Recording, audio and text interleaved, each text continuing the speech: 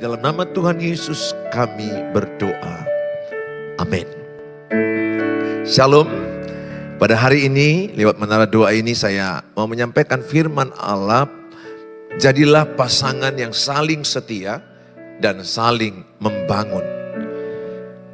Di dalam khotbah yang lalu bagaimana saya menerangkan merawat pernikahan itu kuncinya adalah salah satu saling mengampuni.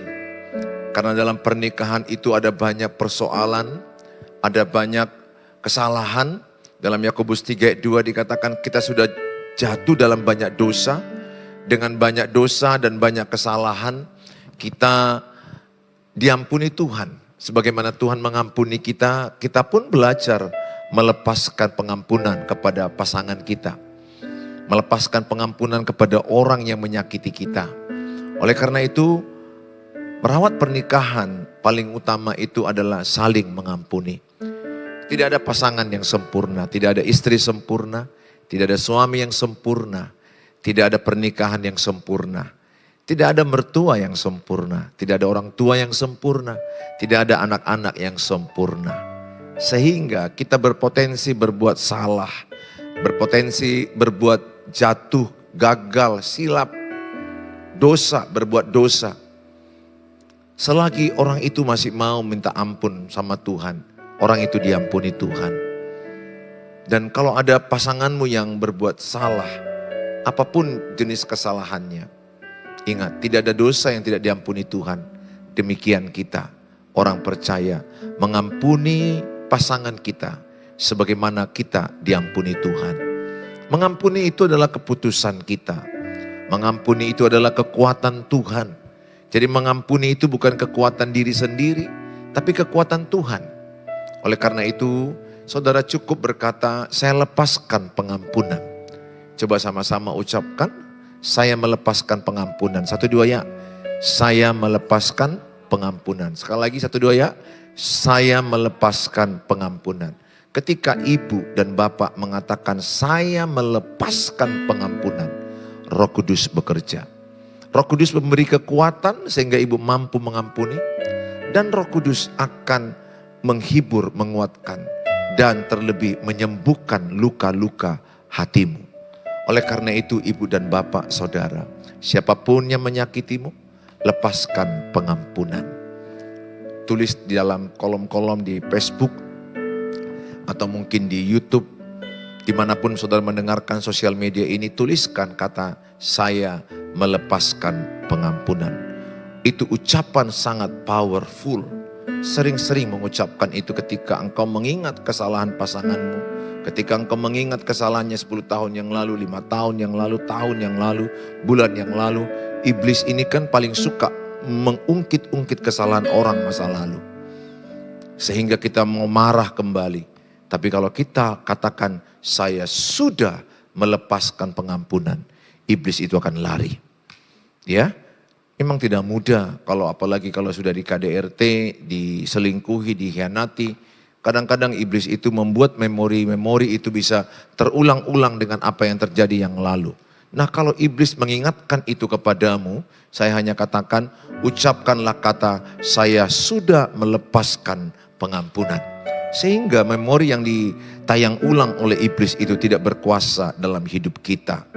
Oleh karena itu, saya ajak dalam merawat pernikahan, pertama itu saling mengampuni, yang kedua itu saling menghormati. Saling menghormati itu salah satu adalah tidak mempermalukan pasangan di depan teman-temannya, di depan orang lain. Tidak membentak, tidak kasar. Ada pasangan, ada istri yang mempermalukan suaminya di depan teman-temannya. Ada suami juga mempermalukan istri di depan teman-temannya. Saudara yang saya kasihi, mari kita belajar saling menghormati. Ada lagi juga istri memarahi suami di depan anak-anaknya. Ini tindakan tidak menghormati suami. Dan Tuhan pasti sangat sedih melihat tindakan ini.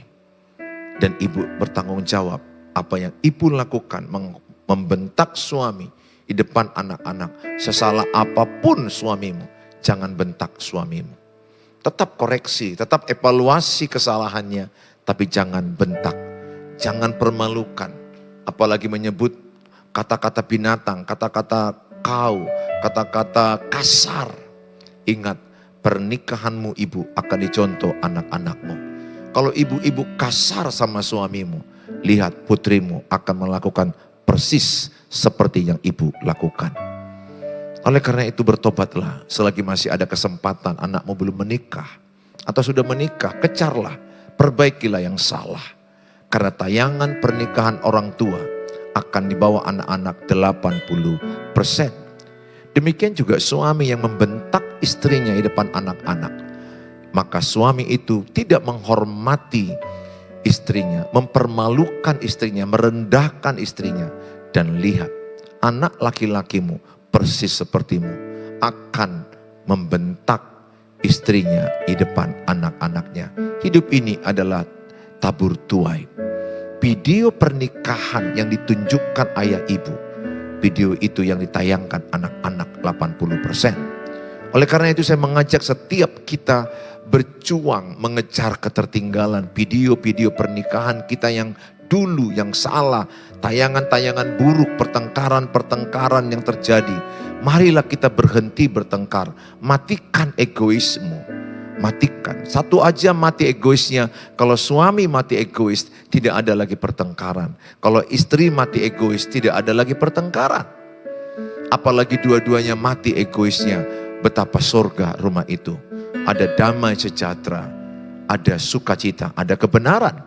Oleh karena itu belajarlah matikan egoisku Tuhan.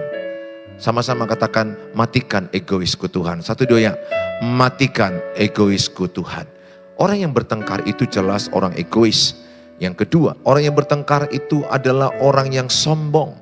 Orang yang rendah hati akan mengalah. Orang yang rendah hati itu akan bisa tegas tapi tidak penting dia harus membentak orang. Saudara, mari kita memiliki sifat saling menghormati pasangan lewat menghargai pasangan kita. Pasangan kita pasti punya kekurangan, punya kesalahan. Nah, dalam episode ini saya memberikan tema jadilah pasangan yang setia, jadilah pasangan yang membangun. Di dalam Maleakhi 2 ayat 14, dan kamu bertanya oleh karena apa? Oleh sebab Tuhan telah menjadi saksi antara engkau dan istri masa mudamu yang kepadanya engkau telah tidak setia. Padahal dialah teman persekutumu dan istri seperjanjianmu. Nah, kalau kita lihat dalam slide ini, Maleakhi 2:14 jelas menerangkan kepada kita. Dikatakan adalah jadilah pasangan yang setia. Tuhan tahu bahwa kita tidak setia kepada pasangan kita. Tuhan tahu dan pasanganmu juga tahu. Jadi yang saya maksudkan adalah ketika seseorang tidak setia, artinya ketika seorang suami udah mulai selingkuh dengan wanita lain, dengan istri orang lain, dengan anak gadis orang lain. Maka di waktu itu selain Tuhan yang tahu, istrimu juga diberikan Tuhan pengetahuan itu. Kenapa? Karena suami istri tidak lagi dua, tetapi dalam kitab Matius 19 ayat 5 dan 6, mereka adalah menjadi satu daging, satu perasaan, satu pikiran. Sehingga ketika suami berselingkuh dengan wanita lain, maka istri diberikan Tuhan perasaan gelisah. Khususnya ini istri yang peka dengan suara Tuhan. Istri yang dekat dengan Tuhan. Istri yang setia lah saya katakan. Dia diberikan Tuhan alarm bahwa pasanganmu sudah mulai tidak setia. Sudah mulai ada aroma perselingkuhan. Demikian juga istri. Ketika seorang istri yang berselingkuh, suami juga diberi Tuhan perasaan itu.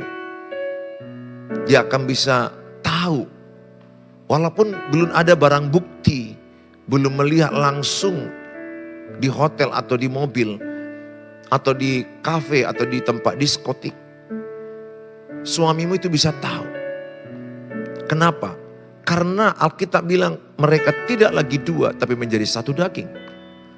Ada signal, ada perasaan, ada antena khusus yang diberikan Tuhan kepada pasutri, pasangan suami istri, untuk saling mengetahui keadaan pasangannya.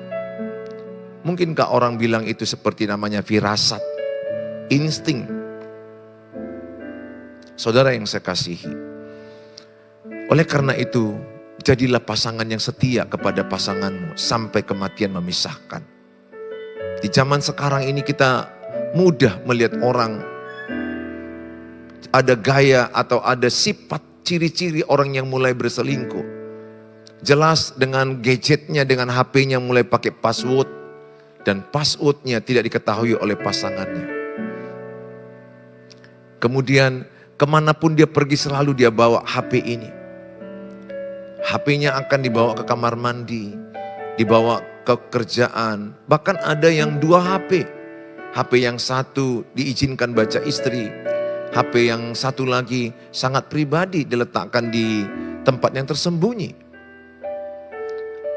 Di mana ada kemauan, di situ ada jalan. Kalau ada orang punya kemauan berselingkuh, akan ada caranya untuk dia berselingkuh. Dan yang lebih menyedihkan itu adalah istri ternyata sudah meningkat jumlah berselingkuh. Bahkan istri itu lebih rapi menyusun perselingkuhan dibandingkan suami. Cewek-cewek juga yang lagi pacaran lebih rapi menyimpan perselingkuhannya dibandingkan cowoknya. Kenapa? Karena terbiasa seorang cewek itu atau seorang istri itu menyusun baju dengan rapi, menyusun keuangan dengan rapi, membersihkan rumah dengan rapi, menyusun piring dengan rapi, sehingga menyusun selingkuhannya pun rapi. Tapi serapi-rapinya ibu menyimpan perselingkuhan, suamimu pasti akan tahu. Itu tinggal nunggu waktu.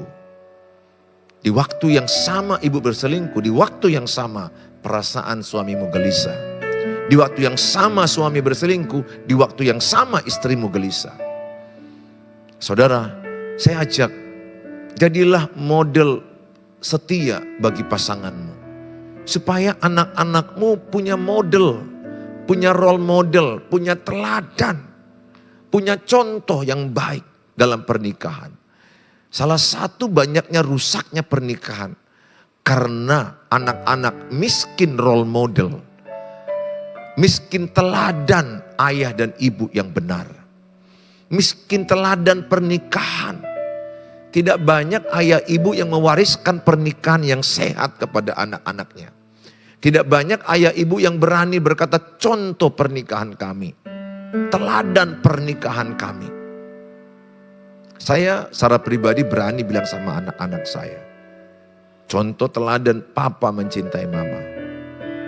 Bagaimana aku memperlakukan dia, bagaimana aku mengasihi dia, mengayomi dia, melindungi dia. Saya tidak sempurna, tapi paling tidak menujulah kepada kesempurnaan itu setiap kita. Apalagi kalau kita sudah berumur 50-an, mau 60-an, 60-an, mau ke 70-an. Apalagi yang kita wariskan kalau bukan teladan.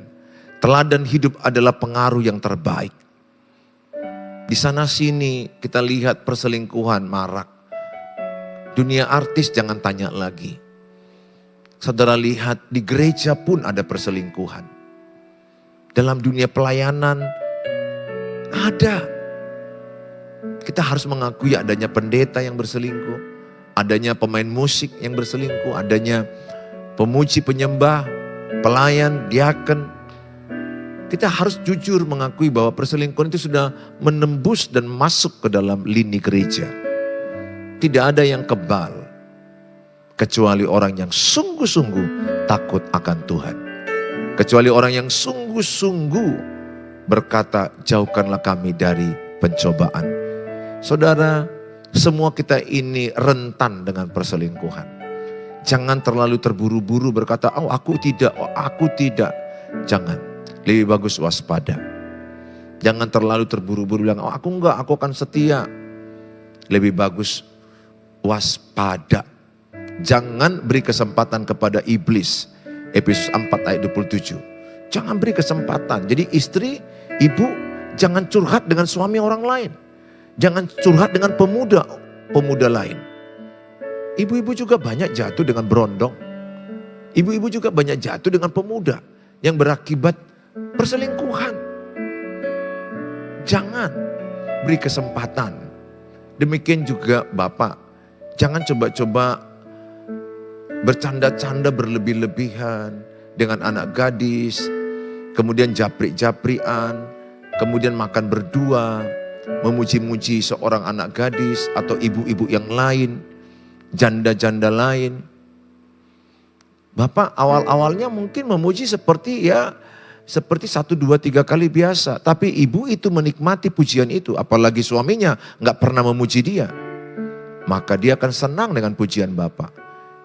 Guyon-guyon Bapak, canda-canda Bapak, japri-japrian. Mulai rahasia, mulai ada password yang gak diketahui oleh pasangan resmi. Mulai kasih kado ulang tahun, mulai janjian nonton, makan, pergi keluar kota, sehotel, sekamar, berselingkuh, berzina. Saudara, saya mau katakan dosa perzinahan itu dalam kitab 1 Korintus adalah dosa yang mengikat dalam diri seseorang. Makanya lihat, orang yang berselingkuh itu payah lepas. Orang yang berselingkuh itu lihat, payah lepas. Kenapa? Dia mengikat dalam dirinya. Beda dengan dosa lain, betul berbohong, membunuh, itu dosa semua. Tapi dosa perzinahan ada dalam diri orang itu. Mengikat diri orang itu. Ketika seseorang jatuh dalam perzinahan, perselingkuhan, lihat orang itu akan terkenang-kenang, teringat-ingat, dan selalu ingin ketemu, berjuang. Kenapa? Dosa itu mengikat. Seperti merokok itu kan adiktif, mengikat. Demikian dosa perzinahan. Makanya jangan beri kesempatan kepada iblis. Jangan gunakan gadgetmu, pakai chat-chat yang untuk kenalan dengan orang-orang di dalam sosial mediamu. Kemudian akibatnya di situ awalnya berkenalan, berjumpa, janjian, nonton, keluar kota, sehotel, sekamar. Saya katakan jauhkan dirimu dari pencobaan. Saya pendeta pun punya potensi untuk berselingkuh kalau tidak menjauhi pencobaan. Makanya Yusuf itu menang karena Yusuf lari dari pencobaan. Ketika istri Potifar menggoda dia untuk bersetubuh, tapi Yusuf dia lari. Siapapun, pengerja gereja, pelayan gereja, pendeta, pengkhotbah terkenal sekalipun, kalau tidak lari dari pencobaan, dia pasti jatuh.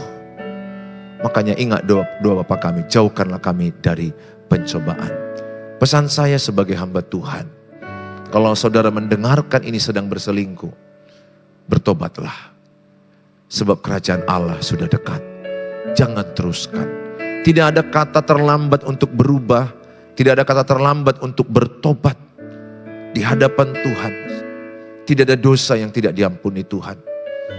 1 Yohanes 1:9, jikalau kita mengaku dosa kita, maka Ia setia dan adil, menyucikan kita dari segala dosa dan kejahatan kita. Lihat Bapak, kenapa usahamu tidak berhasil? Salah satu engkau menyakiti istrimu. Salah satu mungkin dosanya menyakiti istri adalah pengkhianatan. Seperti kata kitab Maleakhi ini, jangan berkhianat. Setialah dengan istri masa mudamu. Setialah dengan istri yang pertamamu. Ingat, kekristenan itu sangat kuat menekankan setia dengan istri pertamamu, istri masa mudamu. Dan setialah sampai maut atau kematian yang memisahkan. Pertengkaran pasti akan ada dalam rumah tangga.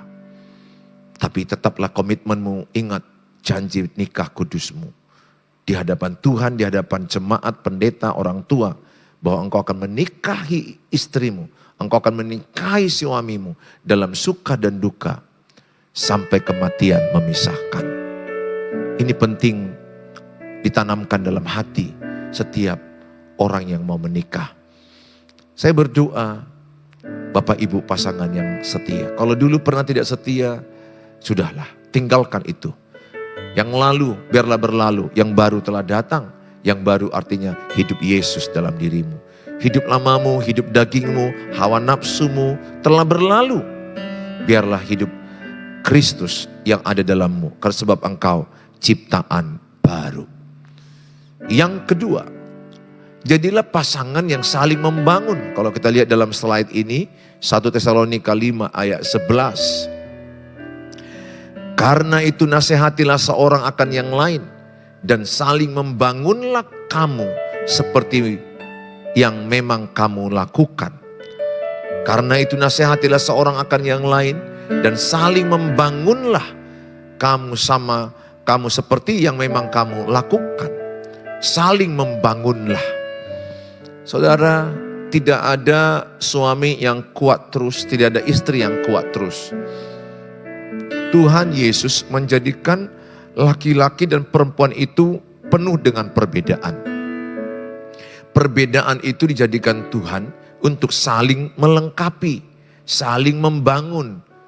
Makanya dalam pernikahan itu kita bukan mencari pasangan yang cocok, tapi mencocokkan diri ke pasangan. Bukan mencari pasangan yang tepat, tetapi menjadi pribadi yang tepat kepada pasangan. Ini penting garis bawahi. Sampai kapanpun saudara akan melihat ada perbedaan suami istri. Namanya pun sudah berbeda. Menikah dengan pasangan yang berbeda, laki dengan perempuan. Segudang perbedaan itu. Tapi jadikanlah perbedaan itu untuk saling menguatkan, saling membangun, saling menopang. Ingatlah, istrimu satu waktu bisa lemah. Kehadiran suami itu sangat penting menguatkan. Bagi istri gak terlalu sulit sebenarnya untuk dikuatkan. Karena saya beristri, saya mengalaminya. Istri hanya butuh kita ada, kita hadir ketika dia dalam kesulitan, dalam drop emosinya, atau emosi tidak stabil, keadaan pekerjaan, sakit penyakit yang dialami dia, situasi hidup yang berat. Suami hadir di dalam hidupnya, mendampingi dia. Bukan karena uang kita banyak, tapi ketika kita pegang tangannya aja, dia udah gitu merasa ada kekuatan. Kita peluk dengan kasih, dia merasa nyaman, aman. Kadang dia mau cerita 1000 cerita tentang peristiwa hidupnya. Telinga kita berikan. Suami yang baik itu adalah suami yang menyediakan telinganya untuk istrinya curhat. Jadi istrinya mencapaikan curahan isi hatinya. Ada banyak hal yang disimpan oleh seorang istri. Emosi negatifnya kadang-kadang menumpuk. Ceritanya terlalu banyak. Peristiwa-peristiwa yang dialami dia banyak disimpannya. Dengan dia menceritakannya kepada pasangan, 50% dia lega. 50% dia lega. Apalagi suami peluk dia, doakan dia, support dia. Hadirlah kepada istrimu saat istrimu membutuhkan. Demikian juga istri. Hadirlah kepada suamimu saat suamimu mungkin di PHK dari pekerjaan. Atau dimutasi di tempat yang tidak dia sukai. Atau ada orang yang tidak senang kepada dia dalam pekerjaan. Kehadiran istri mensupport suami. Suami bisa bercerita, istri membuat teh manis, membuat makanan. Sehingga suami merasakan ada satu kekuatan. Kekuatan yang luar biasa. Selain dari Tuhan, dari pasangan. Pasangan itu menjadi sumber kekuatan juga. Betul, Tuhan Yesus sumbernya. Tapi pasangan kita dipakai Tuhan mengalirkan energi positif kepada pasangan. Sehingga pasanganmu ketika down, ketika lemah, engkau ada menjadi mencas, menyalakan energinya, membangun dia, menguatkan dia. Pesanku sama Bapak Ibu, jadilah pembangun bagi keluargamu. Bapak, saya punya prinsip, saya menjadi pembangun bagi istri dan bagi anak-anakku. Berkali-kali kadang istriku lagi drop karena banyak hal. Saya ada menopang dia. Anak-anakku juga lagi drop, saya ada untuk menopang dia. Ada kalanya saya drop, istriku menopang saya. Tidak ada di antara kita yang tidak pernah drop. Cerita hidup ini kadang pahit, kegagalan, ada peristiwa-peristiwa yang kita alami, yang tidak enak, membuat kita kadang-kadang lemah. Ekspektasi kita tidak tercapai, target-target kita tidak tercapai. Sehingga kita kadang-kadang kecewa dan drop. Tapi kalau kita datang kepada Tuhan dan kita datang kepada pasangan yang setia, Dia memberikan support, menjadi kekuatan. Kekuatan itulah yang dipakai Tuhan. Pasanganmu, saya berdoa, jadilah ibu pembangun bagi suami. Jadilah suami pembangun bagi anak, bagi istri. Jadilah ayah ibu pembangun bagi anak-anak. Dan jadilah anak-anak pembangun bagi orang tua. Tuhan Yesus memberkati kita. Mari kita berdoa. Bapa di sorga, kami bersyukur Tuhan.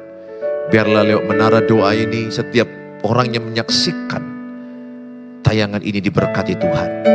Khususnya buat pasangan, pernikahan dan keluarga yang kurang terawat. Biarlah mereka menjadi pasangan yang saling setia. Pasangan yang saling membangun. Jadikanlah firman ini menjadi pondasi hidup kami.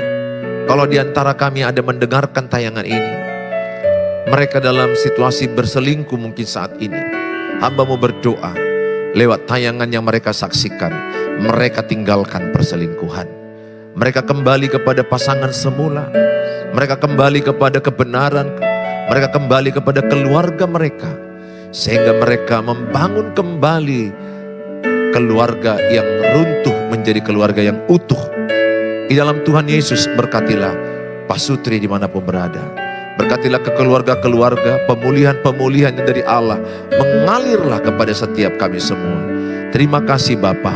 Kami bersyukur dalam nama Tuhan Yesus Kristus kami berdoa.